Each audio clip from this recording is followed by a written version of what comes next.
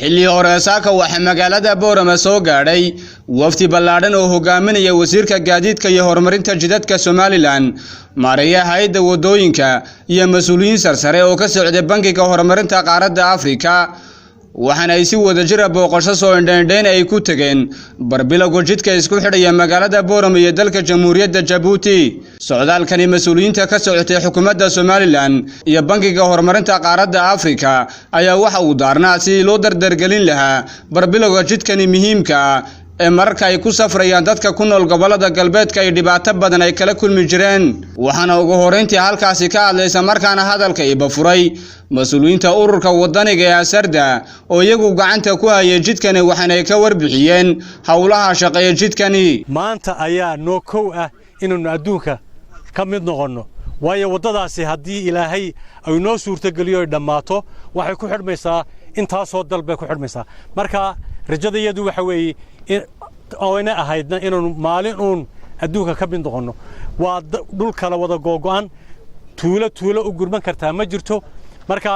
waa ummad u haraadan squarely ciddii ka shaqeysa waan u mahadnaqaynaa ciddii waxna tarta waan u mahadnaqaynaa baahi baan qabnaa baahida maanta hadda noogu timaadeenna waa mahad Ilaahay weeyaan annaga xagga iyagana waa community waxaan isku tiirsaday shaqeynaya waxaan jecelnahay inaanu daalin hadii Ilaahay yiraahdo oo nala qabtaan kuna bidni intaasi kadib iyaguna dhankooga waxa hadalka iskaga kala dambeeyay salaadiinta dhaqanka gobolada galbeedka xubnaha hore oo hore wasiir uga soo noqday xukuumadda Somaliland iyo mas'uuliyiin kale waxaana ay dhamaantood ay soo dhaweeyeen barbilowgana dib loogu dhisay jidka isku xidhaya Boorama iyo dalka Jamhuuriyadda Djibouti waxaan ku soo dhawaada anagoo ku hadlana magacii community-ga gobolka on behalf of the community of Awdal and Salal region we have got the opportunity to say to you welcome here in Boorama tagaabsi wasiir waxaan ku leenahay anoo ku hadlaaya afkii community-ga salaadiintii professoradii la wada leeyahay waxaan ku leenahay shukran ala waajib shukran baan ku leenahay aad baan soo dhaweynaa welcome our colleagues from the African Development Bank on behalf of the community. I'm president of Ahmad University and the university itself has a great stake in the building of roads in this country, simply because our customers come from everywhere in the Horn of Africa, from Djibouti, from Ethiopia, from the coastal areas. And this is the divide between accessible and non-accessible roads. Even farmers, either here and fishermen on the coast, they don't have any means to bring their products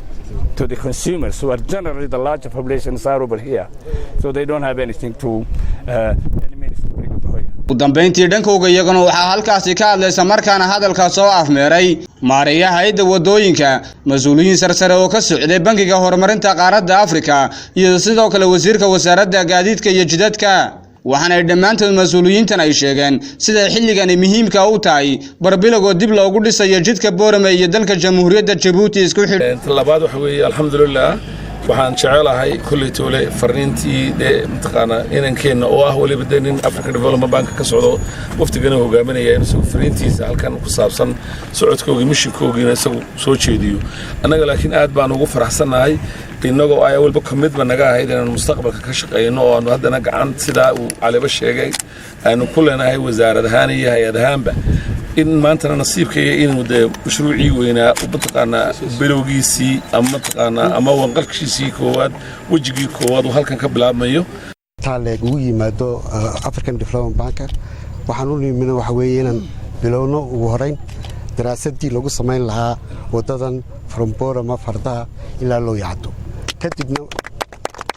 kadibna waxa ku xigi doona financing-kii wadadii dhismaheedii